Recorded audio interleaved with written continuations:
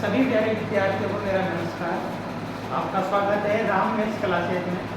और आइए हम देखते हैं कि 10th क्लास की गणित जिसमें हम पर्सनालिटी 1.1 पढ़ेंगे, जिसमें बेसिक और सभी उदाहरणों को यहाँ पे हम क्लियर करेंगे। तो चलते हैं अंकगणित की आधारभूत प्रमेय। यही प्रमेय, इसी प्रमेय पर ये पूरी एक्सरसाइज 1.1 जो है वो क्लियर हो जाएगी आपको। ठीक है, तो चलते हैं, इसको पढ़ते हैं क्या है ये देखते हैं। अंकगणित की आधारभूत प्रमेय क्या होती है? देखो, प्रत्येक भाज्य संख्या को अभाज्य संख्याओं के गुणनखंड के रूप में व्यक्त किया जा सकता है। ठीक है, यह गुणनफल अभाज्य संख्याओं के आने वाले क्रम के बिना भी अद्वितीय है। देखो, ऐसे पढ़ने पर हमें समझ में नहीं आएगा। हम एग्जाम्पल लेते हैं, जैसे और एग्जाम्पल हम 18 का गुणनफल करते हैं। तो देखिए,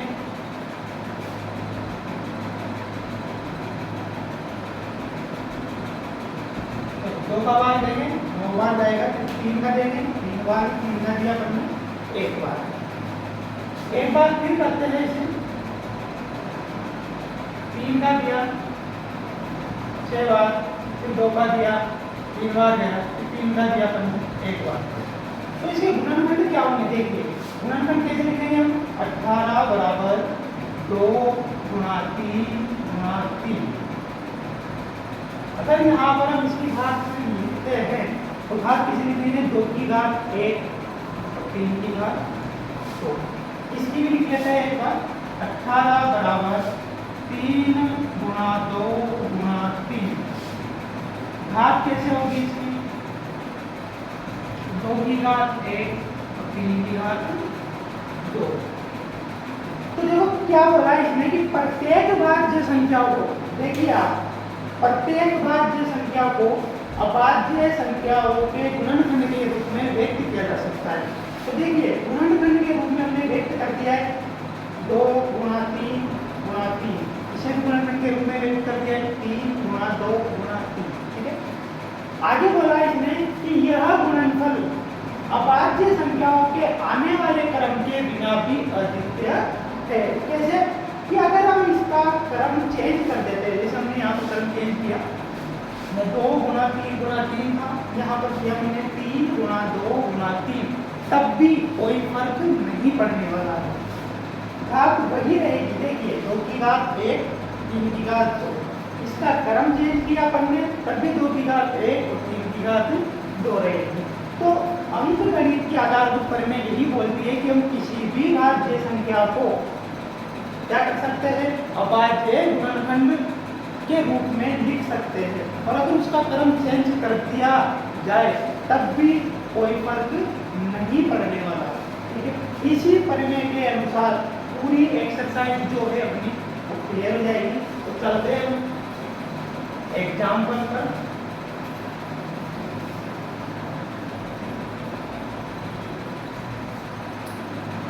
देखिए, हमारा एग्जाम्पल है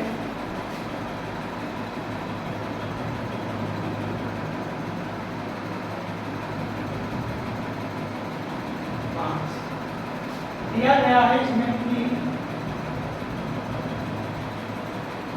संख्याओं 4 की घात m पर विचार कीजिए।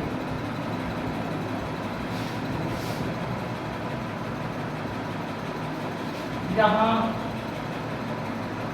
n एक प्राकृत संख्या है,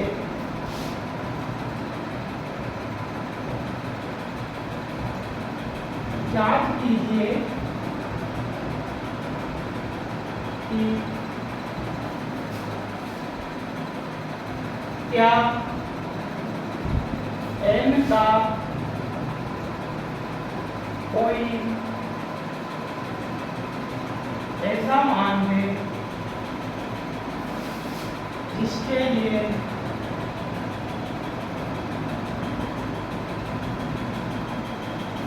चार की घात n अंक शून्य पर समाप्त होता है। देखिए ये है हमारा क्वेश्चन, ठीक है, एग्जाम्पल है। देखो हमें क्या करना है कि संख्याओं 4 की घात n पर हमें विचार करना है, ठीक है। जहां पर आपको n एक प्राकृत संख्या दे रखी है, जांच करनी है हमें क्या कि n का कोई ऐसा मान जो क्या हो जिसके लिए 4 की घात n अंक शून्य पर समाप्त हो। तो चलिए देखते हैं। सबसे पहले तो आपको यहाँ पर दिया है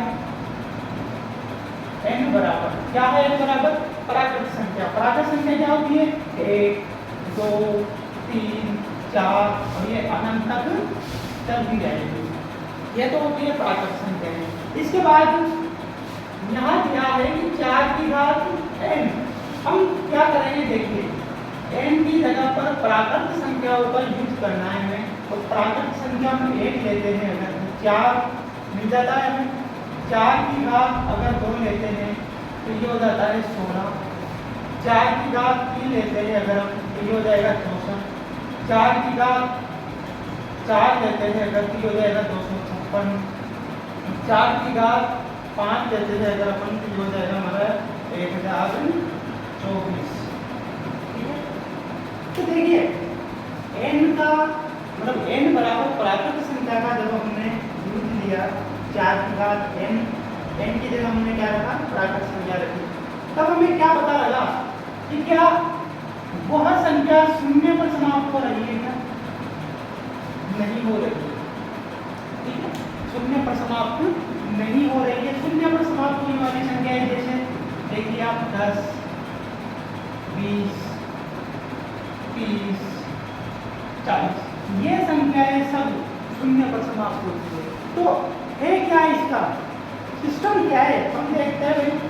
देखिए 10 को हम लिख सकते हैं कि 2 गुना 5, 20 को लिख सकते हैं 2 गुना 10, 30 को लिख सकते हैं 3 गुना 10 और 40 को लिख सकते हैं 4 गुना 10।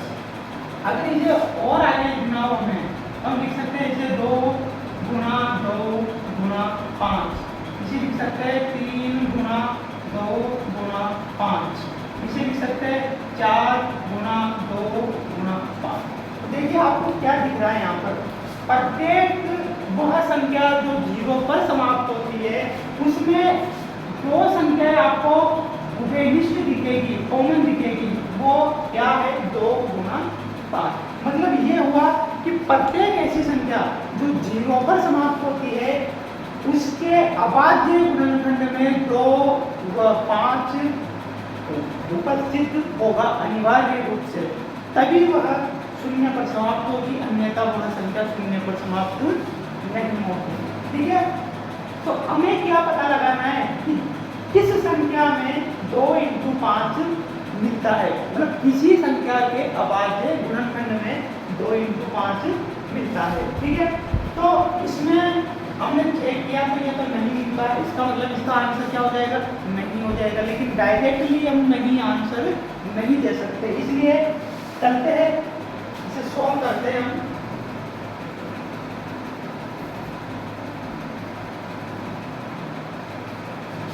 देखिए 4 की घात n, इसको कैसे लिख सकते हैं हम 2 गुना 2 की घात n बराबर 2 की घात n गुना 2 की घात n। ठीक है, तो देखिए 4 की घात n के अभाज्य गुणनखंड में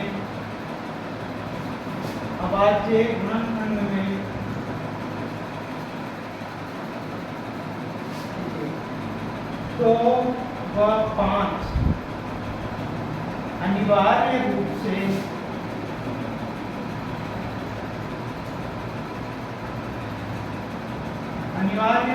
उपस्थित हो तो वह संख्या शून्य पर समाप्त होगी। ठीक है, 4 की घात n के अभाज्य गुणनखंड में अगर 2 व 5 अनिवार्य अनिवार्य रूप से उपस्थित है तो वह संख्या क्या होगी, शून्य पर समाप्त होगी। लेकिन यहाँ पर क्या दिख रहा है हमें, ओनली दो दिख रहा है गुणनखंड में, क्या दिख रहा है, दो। तो दो से काम नहीं चलेगा, तो हम यहाँ क्या लिखेंगे, दोबारा से इसको लिखते हैं हम कि 2 गुणा 2। तो यहाँ लिखेंगे हम कि यहाँ 4 की घात n के अभाज्य गुणनखंड में 5 उपस्थित नहीं है। अतः 4 की घात n अंक शून्य पर समाप्त नहीं होगा। ठीक है, देखिए ध्यान से समझिए कि 4 की घात n अंक शून्य पर कब समाप्त होगा, जब उसके अभाज्य गुणनखंड में क्या आ जाए, 2 व 5। तो हमने जैसे ही चेक किया तो 4 की घात n के अभाज्य गुणनखंड में ओनली हमें 2 प्राप्त हो रहा है, 5 नहीं मिल रहा है।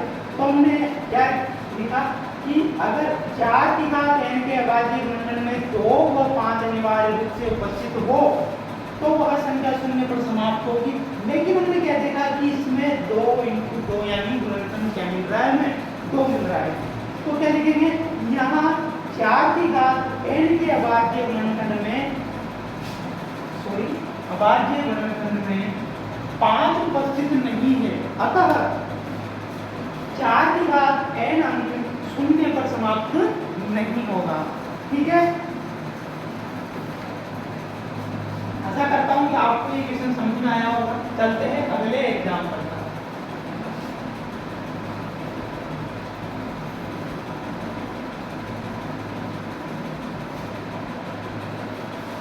देखिए अगला एग्जाम्पल है अपना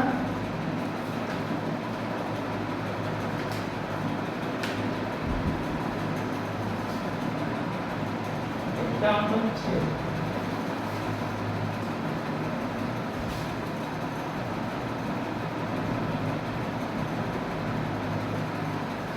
संख्याओं 6 और 20 के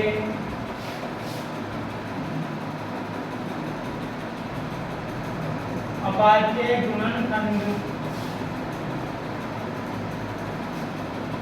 विधि से HCF और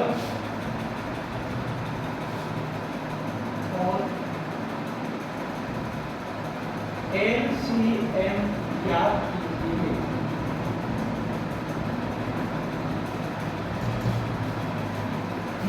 देखिए हमें क्या करना है, 6 और 20 का अभाज्य गुणनखंड विधि से HCM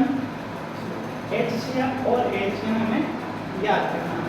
तो देखो LCM और HCM कैसे ज्ञात करेंगे, तो सबसे पहले हमें क्या करना पड़ेगा, अभाज्य गुणनखंड करना पड़ेगा। तो देखिए ये 6 के अभाज्य गुणनखंड कैसा होते हैं, 2 फिर 3। ठीक है, फिर लेते हैं हम 20 के अभाज्य गुणनखंड हो जाएंगे अपने पास।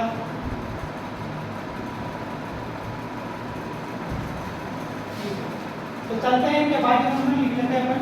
6 बराबर 2 गुणा 3 और 20 बराबर 2 गुणा 2 गुणा 5।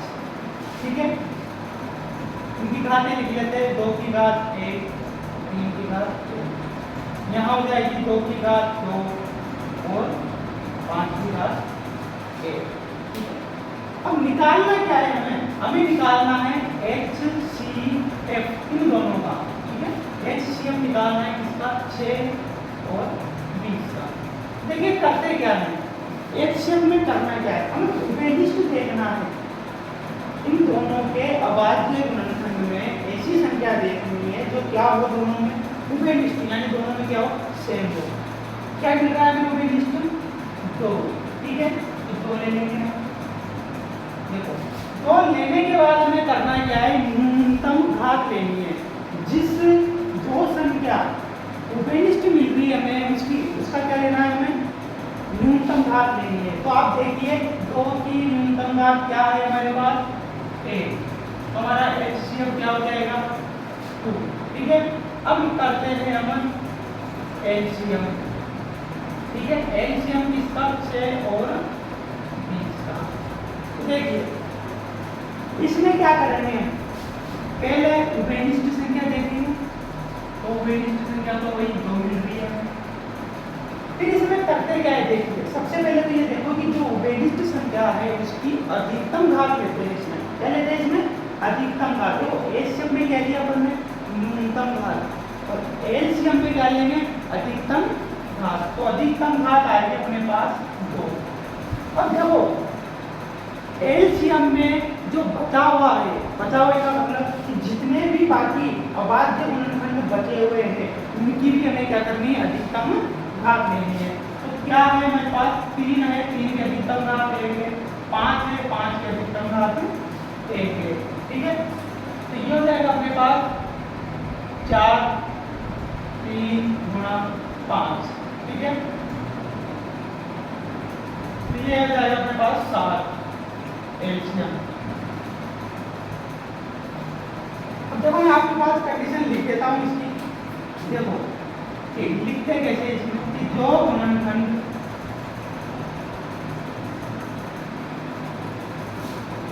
दोनों में हो उसकी न्यूनतम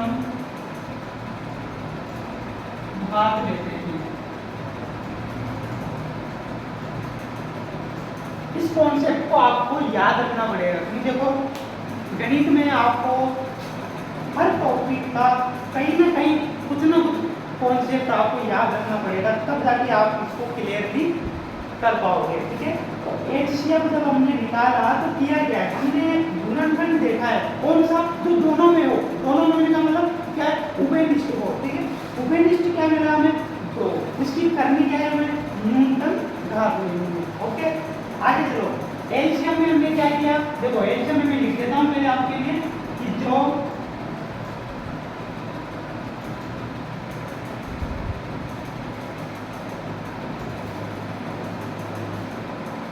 गुणनखंड लेना है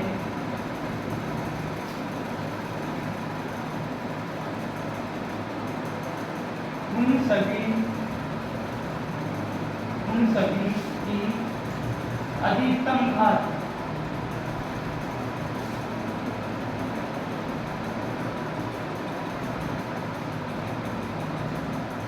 देखिए इसमें क्या करना है, उभयनिष्ठ को लेने से, लेकिन उभयनिष्ठ के अलावा जो गुणनखंड बाकी के लेने हैं हमें, उभयनिष्ठ के अलावा बाकी जितने गुणनखंड बचे हुए हैं उन सबको भी क्या लेना है, इसमें लेना है। ठीक है, और उनकी क्या लेनी है, अधिकतम घात। तो देखो पहले तो हमने 2 लिया जो कि हमारे पास उभयनिष्ठ का समानता इन दोनों में, उसकी हमने नहीं किया अधिकतम घात। ठीक है, इसके बाद हमारे पास बचा हुआ है 3 और 5, इनकी भी अधिकतम घात क्या है, 1 और 1।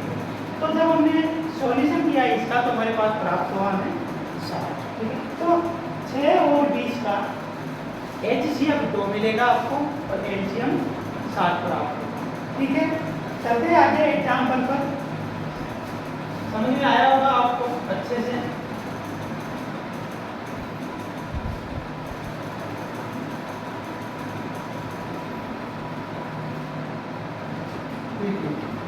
अगला एग्जाम्पल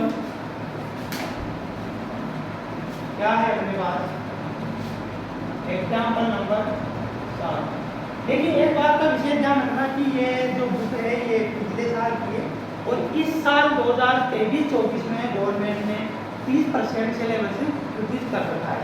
तो उस हिसाब से ये एग्जाम्पल के जो नंबर्स है वो थोड़ा कम ज़्यादा हो सकता है, बाकी आप एक बार देख लेना। ठीक है, ये 7 दे रहा है पुरानी वाली में, आपको एक बार चेक कर लेना है कि ये कौन सी वाला एग्जाम्पल है। ठीक है, अब आप ये गुणनखंड विधि द्वारा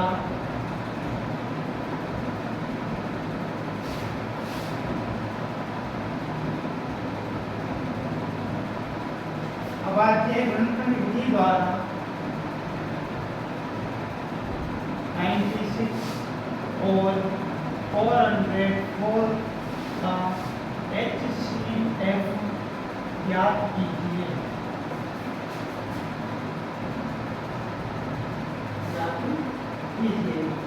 फिर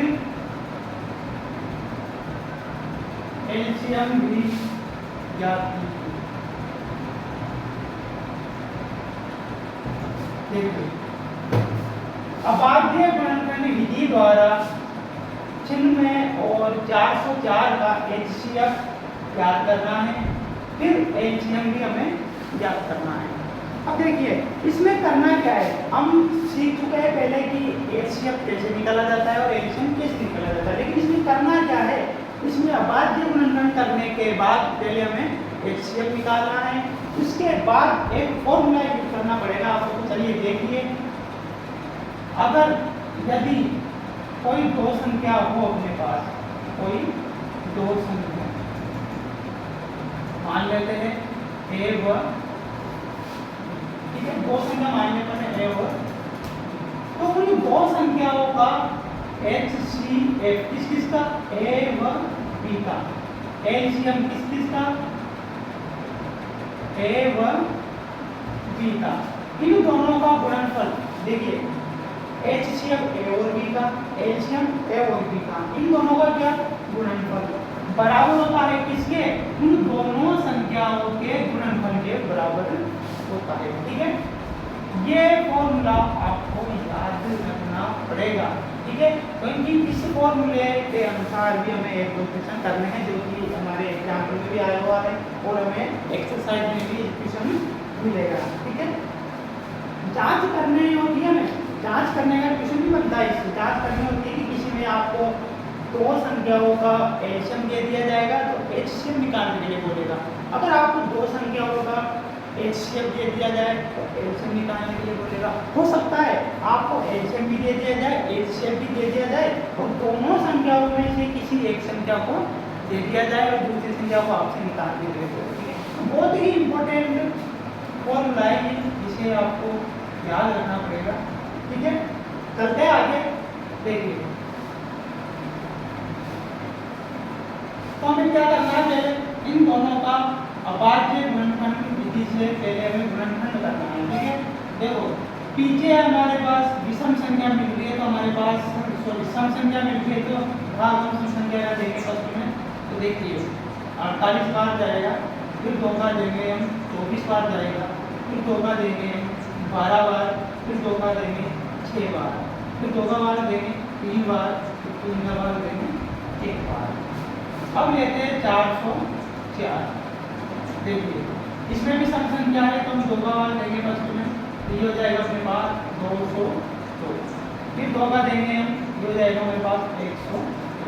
अब देखिए 101 ऐसी संख्या है जिसमें 20 संख्या का भाग नहीं जाएगा। ठीक है, ये एक क्या है, अबाध्य संख्या है, अपने आप में क्या है, ये अबाध्य संख्या। और अबाध्य संख्या में क्या होता है, अबाध्य संख्या में या तो स्वयं का भाग जाता है या फिर 1 का भाग जाता है। ठीक है, इसमें स्वयं 101 का भाग देंगे हम कितनी बार, 1 बार। अब इसका निकाल लेते हैं अपन HCF। तो पहले इसके अबाध्य गुणनखंड लिख लेते हैं, 2 गुणा 2 गुणा 2 गुणा 2 गुणा 2 गुणा 3 और 404 के लिए लिख लेते हैं, ये हो जाएगा मेरे पास। या फिर ऐसा करो, पहले इसको घात 2 की घात 5 और यहाँ 3 की घात 1। अब लिखते हैं 404। देखिए 404 का है अपने पास 2 गुणा 2 गुणा 101। इसकी घात क्या हो जाएगी, देखिए 2 की घात 2 और 101 की घात 1। हमें निकालना है प्रश्न में क्या, HC। देखिए हमने सीखा हुआ है एचसीएफ में क्या किया जाता है। देखिए एचसीएफ में दोनों के अबाध्य गुणनखंड में क्या देखा जाएगा, सेम कौन सी संख्या है या फिर उभयनिष्ठ गुणनखंड कौन सा है। देखिए हमें उभयनिष्ठ गुणनखंड क्या मिल रहा है, 2 मिल रहा है। क्या मिल रहा है यहाँ पर, 2।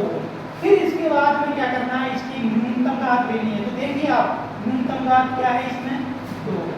ठीक है, तो ये अपना HCF हो जाएगा 4। अब मैं अगर हम चाहें तो इसे हम डायरेक्टली निकाल सकते हैं, क्योंकि हमने पिछले क्वेश्चन में सीखा हुआ है, लेकिन हम फॉर्मूले के अनुसार इसे करेंगे अगर, तो देखिए HCF A, B into LCM A, B बराबर क्या होगा A इंटू B। देखिए HCF A और B, यहाँ पर A और B क्या है, देखिए A बराबर मान लेंगे अपन चिन्ह में और B बराबर हो जाएगा हमें 404। तो इन दोनों का A और B का HCF कितना मिला हमें 4, ठीक है। HCF हमें निकालना है बराबर A इंटू B क्या क्या है 96 इंटू 404, ठीक है। जैसे हम एलसीएम निकालेंगे देखिए तो क्या होगा 90 इंटू 404 अपॉन, देखिए ये संख्या किसमें गुणा में, पक्षांतर का नियम आपको पता होना चाहिए कि जब गुणा की संख्या दूसरे पक्ष में जाती है तो वो बटे में चली जाती है, ठीक है। ये गुणा में है बटे में, अगर बटे से दूसरी तरफ जाती है तो क्या हो जाती है गुणा में हो जाती है, ठीक है। इसको काट दो आप एक बार, 4 से हम अगर इसको काटते हैं ये तो ये कटेगा अपने पास 24 बार, ठीक है। तो LCM बराबर 24 गुना 404, ठीक है। देखिए तो इसका आंसर आएगा अपने पास 96। जब इन दोनों को हम मल्टीप्लाई करेंगे तो अपने पास ये वाला आंसर निकल के आएगा, ठीक है। तो आप गुना करके देखना इसको, यही आंसर आपको प्राप्त होगा, ठीक है। तो LCM क्या आएगा अपने पास 9690, ठीक है। HCF क्या मिला हमें 4 मिल गया। इस प्रकार से इस क्वेश्चन को हम क्लियर करेंगे, ओके। आशा करता हूँ कि आपको ये क्वेश्चन समझ में आया होगा। इसी से हम आप आगे चलते हैं, आगे का एग्जाम्पल देखेंगे। तो देखिए अब चलेगा हमारे एग्जाम्पल नंबर 8। तो ये पुरानी जो किताब है उसके हिसाब से चल रहे हैं, आपको एक बार चेक जरूर करना है, क्योंकि क्या है कि जो एक्सरसाइज अब अभी हम 1.1 पढ़ रहे हैं ये पिछले सिलेबस में 1.2 की है। अब क्या किया 1.1 को इस बार हटा दिया है तो ये 1.2 क्या हो गई 1.1 हो गई। तो वो जो पिछले वाले जो एग्जाम्पल थे 1 2 3 जितने भी थे उनको हटा दिया है। इसका मतलब अवश्य जरूर इनके अंक जो है एग्जाम्पल के वो कम हो गए होंगे, तो आप एक बार चेक कर लेना है। बाकी एग्जाम्पल यही रहेंगे, एग्जाम्पल का नंबर चेंज हो सकता है, बाकी एग्जाम्पल यही रहेंगे, ठीक है। आगे चलते हैं 6,72 और 120 का अभाज्य गुणनखंड विधि द्वारा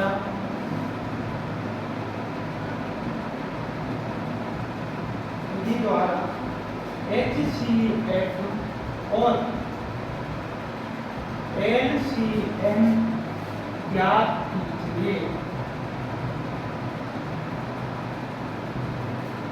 तो देखिए दोनों का क्या ज्ञात करना है हमें HCF और LCM, किसका 6 72 और 130। देखो किस विधि से करना है अभाज्य गुणनखंड विधि से। तो देखिए अभाज्य गुणनखंड कर लेते हैं इन सबके, 6 का अभाज्य गुणनखंड करेंगे अपन तो 2 और 3 आएगा, ठीक है। फिर हम 72 का कर लेते हैं। देखिए 72 में भी 2 का भाग जा रहा है अपने पास, देखिए 36 बार, फिर 2 का भाग 36 में देंगे अपन 18 बार, फिर 2 का भाग 18 में देंगे तो 9 बार। अब 9 विषम संख्या आ जाती है तो इसमें भाग जाएगा 3 बार, 3 का भाग 3 में दिया 1 बार। आगे चलते हैं 120। देखिए 2 का भाग 120 में दिया 60 बार, 2 का भाग 60 में दिया 30 बार, 2 का भाग 30 में दिया हमें 15 बार। अब 15 विषम संख्या आ जाती है तो इसमें 3 का भाग देंगे 5 बार और 5 का भाग देंगे हम 1 बार। तो ये सब तो हुए अपने क्या अभाज्य गुणनखंड विधि से हमने क्या निकाल लिए, इनके गुणनखंड निकाल लिए। अब इन्हें हम लिख लेते हैं अलग अलग। तो देखिए 6 के अभाज्य गुणनखंड है 2 गुणा 3 और 72 के अभाज्य गुणनखंड है 2 गुणा 2 गुणा 2 गुणा 3 गुणा 3।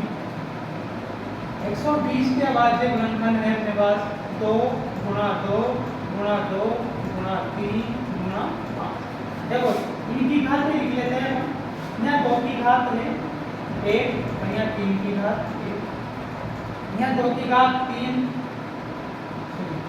2 की घात 3 गुणा 3 की घात 2। यहाँ पर भी 2 की घात 3 गुणा 3 की घात 1 गुणा 5 की घात 1। ठीक है। अब हमें निकालना क्या है, देखिए हमें निकालना है HCF। सबसे पहले निकाल लेते हैं अपन HCF। हमने सीखा हुआ है, देखिए सबसे पहले हमें क्या देखना है, उभयनिष्ठ गुणनखंड देखना है। क्या देखना है, उभयनिष्ठ गुणनखंड। देखो हमें उभयनिष्ठ गुणनखंड एक तो 2 मिल रहा है और एक मिल रहा है हमें 3। तो उभयनिष्ठ गुणनखंड लिख लेते हैं पहले अपन 2 गुणा 3। ठीक है। उभयनिष्ठ गुणनखंड में भी हमें क्या करना है कि न्यूनतम घात को लेना है। देखिए न्यूनतम घात है इसमें 1, इसमें भी न्यूनतम घात है 1। ठीक है। तो क्या हो जाएगा, 6 आंसर मिल जाएगा। हमारा HCF क्या आएगा, 6, 72 और 120 का HCF क्या आएगा, 6 आएगा।